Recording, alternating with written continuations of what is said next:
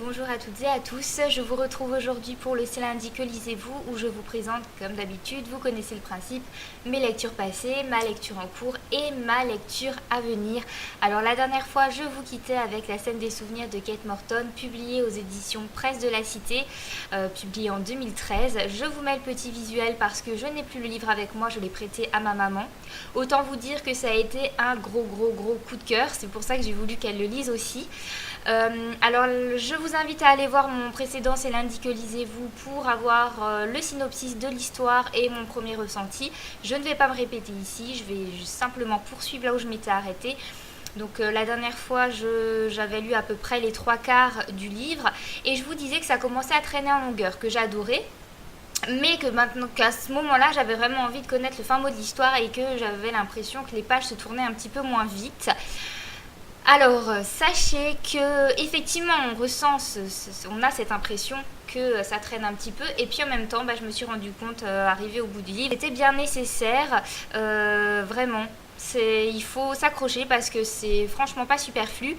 Et voilà, je vous conseille ce livre, il est énorme, on a droit à un rebondissement, mais aux dernières pages, voilà, qui est complètement logique, qui s'explique, mais en même temps qu'on ne voit pas. Enfin, moi, j'ai pas du tout vu venir. Enfin, vraiment, coup de cœur monumental. J'ai mis 2 heures à m'en remettre, pour vous dire.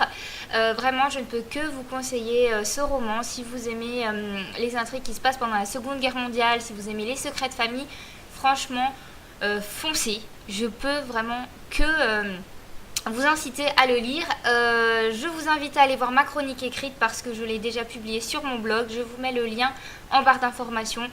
N'hésitez pas toujours à aller voir mes avis sur mon blog parce qu'ils sont toujours beaucoup plus complets que mes vidéos. Alors ensuite, j'ai lu Moïse et autres nouvelles inédites de Sylvia de Rémac aux éditions Short, publiées également cette année en 2013. Je remercie la maison d'édition Short et Elodie pour leur gentillesse et pour m'avoir envoyé ce recueil de nouvelles. Je vous invite à vraiment regarder la couverture qui est juste magnifique. En tout cas, moi je trouve qu'elle est vraiment très belle. Alors c'est le premier recueil de nouvelles que Sylvia de Rémacle publie. Les thèmes principaux abordés sont la mer, l'océan et les chevaux, 2 thèmes qui visiblement sont chers au cœur de l'auteur.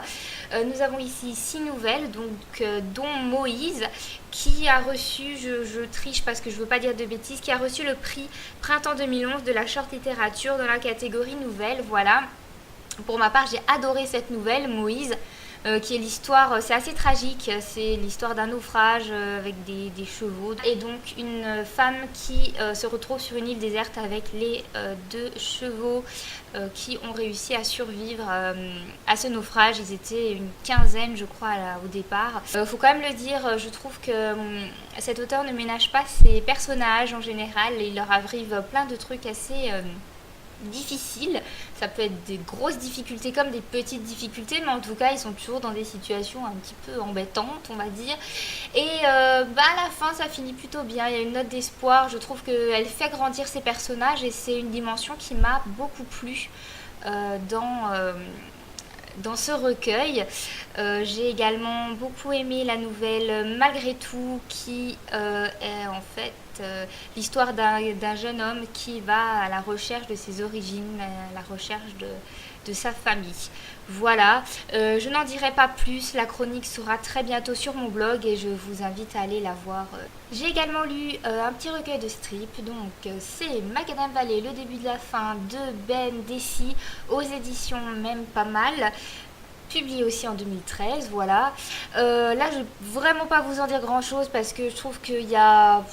Voilà, il n'y a pas 10 000 choses à dire. Tout simplement, ce sont des strips, donc des courtes BD. C'est humoristique, même c'est de l'humour noir, acéré, grinçant. Mais c'est très jouissif. En tout cas, moi, c'est gros coup de cœur.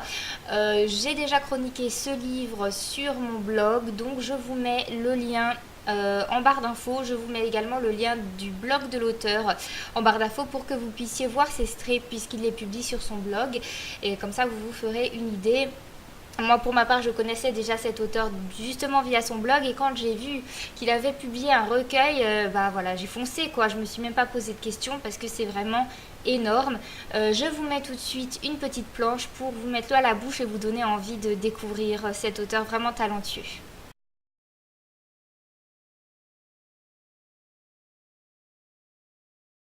Alors dans mon précédent C'est lundi, que lisez-vous, je vous disais que Nina du blog et de la chaîne Le Libraire et moi, nous préparions un petit quelque chose. Effectivement, nous avons décidé depuis début du mois de septembre de travailler en collaboration, d'être en binôme et de nous entraider pour diverses choses, donc entre autres de faire baisser notre palle, enfin nos pales respectives d'ailleurs.